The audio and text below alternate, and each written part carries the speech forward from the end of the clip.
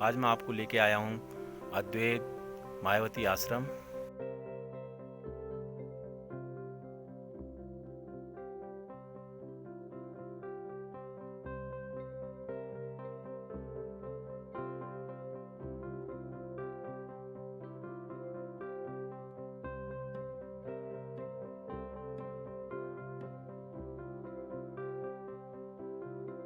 Good morning to all friends. आज मैं आप लोगों को लेके जा रहा हूँ अद्वैत आश्रम मायावती, एक बहुत ही फेमस आश्रम जहाँ पर डिवोटीज पूरी दुनिया से आते हैं। यह बसा है हमारे उत्तराखंड राज्य के ज़िला चंपावत के लोहाघाट रीजन में। लोहाघाट से आश्रम की दूरी लगभग 10 किलोमीटर है और आश्रम जो है ये लगभग 1940 मीटर सी लेवल से ऊपर है, जिससे आप हिमालय का अद्भुत नज़ारा देखने को मिलेगा। यहाँ से सबसे नज़दीकी रेलवे स्टेशन जो है वो टनकपुर और एयरपोर्ट आपका पंतनगर। नीचे आप कुछ ये बिल्डिंग देख रहे हैं, यहाँ पे यात्रियों के ठहरने का इंतज़ाम किया जाता है। 3 दिन का मैक्सिमम स्टे आप कर सकते हैं। निवास के लिए यात्रियों को आश्रम के अध्यक्ष से अनुमति लेनी होती है। यहीं खाने पीने की सारी व्यवस्था की जाती है।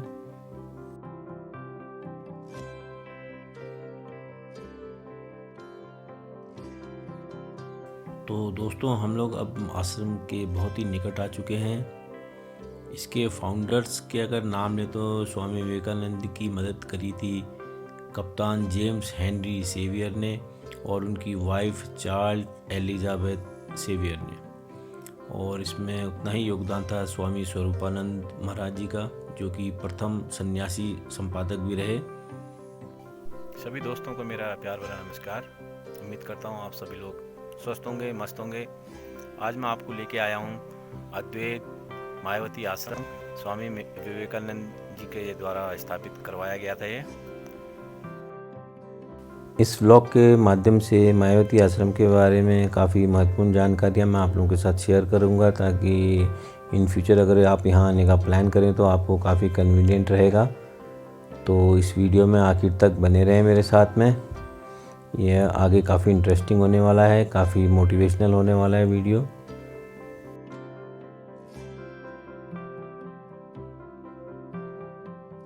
दोस्तों, सामने बोर्ड है, इसके बगल से आप सीढ़ियाँ देख रहे हैं, ये धर्मगढ़ के लिए जाती हैं और साथ ही चंपावत जाने का पुराना मार्ग था, पैदल मार्ग। और ये है सामने का मेन एंट्रेंस। नीचे यह आप 2 इमारतें देख रहे हैं। पहली इमारत है जहाँ ओपीडी है और डॉक्टर लोग यहाँ प्रिस्क्रिप्शन देते हैं। बगल में दूसरी है जहाँ पे कि सारे टेस्ट वगैरह किए जाते हैं और ऑपरेशन थिएटर भी यहीं पर है। इन इमारतों के नीचे कुछ और भी बिल्डिंग है जिसमें कि पेशेंट लोग आफ्टर ऑपरेशन अपने अटेंडेंट के साथ रह सकते हैं। वहाँ दवाई, खाना पीना सब मुफ्त में उपलब्ध कराया जाता है। 1903 में एलिजाबेथ सेवियर ने मायावती धर्मार्थ औषधालय की नींव रखी। आसपास के गांव के लोग उन्हें एक देवी की संज्ञा देते थे।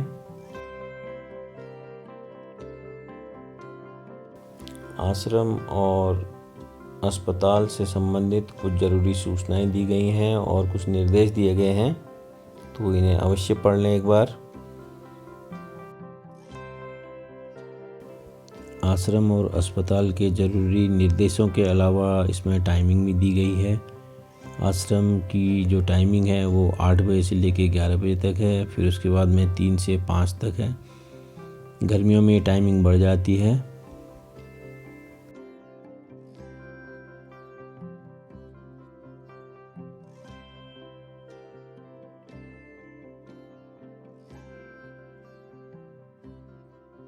की प्रवास के बाद जब स्वामी जी भारत लौट रहे थे तो उनको कुछ समय इंग्लैंड भी रुकना पड़ा। तब वहाँ पे उनकी मुलाकात हुई अपने 2 शिष्यों से, जेम्स सेवियर और उनकी घरवाली। उन्होंने स्वामी जी के लिए स्विट्ज़रलैंड और आल्प्स पर्वत की यात्रा का प्रबंध किया। वहाँ पर जाके वे इतने प्रफुल्लित हुए कि उनकी इच्छा हुई कि भारत के हिमालय क्षेत्रों में करीब 7000 फीट की ऊंचाई पे वह एक मठ बनाएं जहाँ से कि हिमशिखर दिखाई देते हों। इस मठ को स्थापित करने का मुख्य कारण था भारत का अन्य देशों के साथ आदान प्रदान हो। भारत की भौतिक उन्नति के लिए पाश्चात्य विज्ञान तथा तकनीकी ज्ञान की विशेष आवश्यकता थी। पूर्व और पश्चिमी जगत के बीच में संबंध का जोड़ना बहुत ही आवश्यक था। यह दूसरा प्रवेश द्वार है आश्रम के लिए, तो आइए अंदर चलें।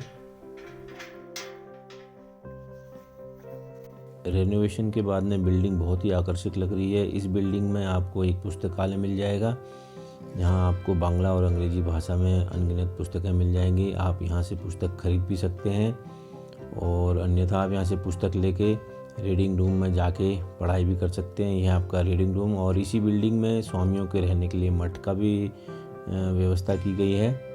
और इस बिल्डिंग में है आपका मेडिटेशन रूम, और अभी हाल में ही इसमें म्यूज़ियम खोला गया है, आप उसका भी आनंद ले सकते हैं। तो आइए मेडिटेशन रूम में चलें।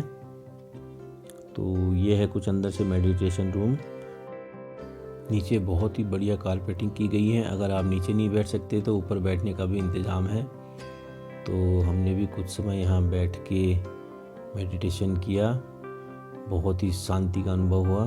तो आप भी आएँ तो इसका अनुभव यहाँ लें।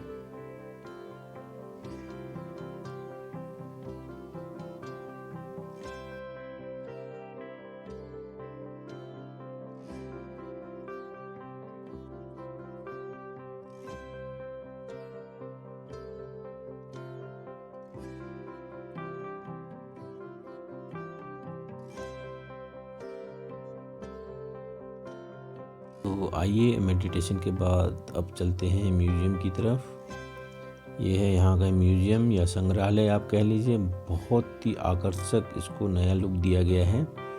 ये अभी हाल ही में इनॉग्रेट हुआ है। तो यहाँ आपको महानुभावों की तस्वीरों के साथ साथ बहुत ही ज़रूरी और रोचक जानकारियाँ पढ़ने को मिलेंगी। यहीं पे जो सबसे पहले छपाई की मशीन थी, जो प्रबुद्ध भारत मैगज़ीन आती थी इनकी, वो भी यहीं पे संग्रहित करके रखी गई है। तो ये है वो मशीन, आप इसे भी देख सकते हैं। ये सबसे पहले मशीन थी छपाई वाली इनकी। तो मायावती आश्रम से अब हम लोग चलते हैं गौशाला की तरफ, और वहीं पर स्थित है तालाब तथा खेती भी की जाती है। तो दिखाते हैं वहाँ के दृश्य आपको। ये गौशाला है। यहाँ अस्पताल के मरीजों के लिए तथा जो यहाँ काम करने वाले निवासी हैं उनके लिए दूध उपलब्ध कराती है।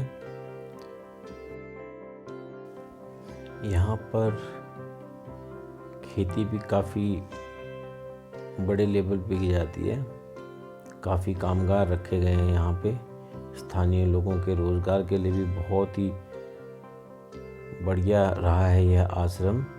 एक वरदान साबित हुआ है स्वास्थ्य के लिए आप कहें, या इस इलाके के विकास के लिए। तो ये देखिए, पूरे इलाके में यहाँ खेती होती है। इसके अलावा नीचे जहाँ वो गेस्ट रूम थे वहाँ पे भी खेती होती है। और ये है वो तालाब जो स्वामी विवेकानंद जी का फेवरेट प्लेस था। यहाँ आके बहुत ध्यान लगाते थे वो। स्वामी विवेकानंद जी 1901 में यहाँ पे आए थे और यहाँ काफ़ी समय बिताते थे वो जब भी आश्रम में आते थे। और इसका रिकंस्ट्रक्शन हुआ है 2010 में। इसे नया लुक दिया गया है। इसे आप झील कहें या लेक कहें। शायद हम कैमरे में वो कैप्चर नहीं कर पाते जो हम वहाँ खुद प्रेजेंट होके अपनी आँखों से नज़ारा देखते हैं। बहुत ही खूबसूरत नज़ारा, चारों तरफ जंगल, हरियाली, पहाड़ और बीच में एक लेक। तो दोस्तों, इसी खूबसूरती में मैं आपको छोड़े जा रहा हूँ। उम्मीद करता हूँ आपको आज का मेरा वीडियो पसंद आया होगा। अगर मेरा वीडियो पसंद आया तो लाइक करें और कमेंट करना ना भूलें। अगर आप चैनल में नए हैं तो मेरे चैनल को सब्सक्राइब करें। इसी प्रकार से मैं आपको मिलता हूँ किसी अन्य ब्लॉग में। तब तक के लिए नमस्कार, जय हिंद, बाय बाय, टेक केयर।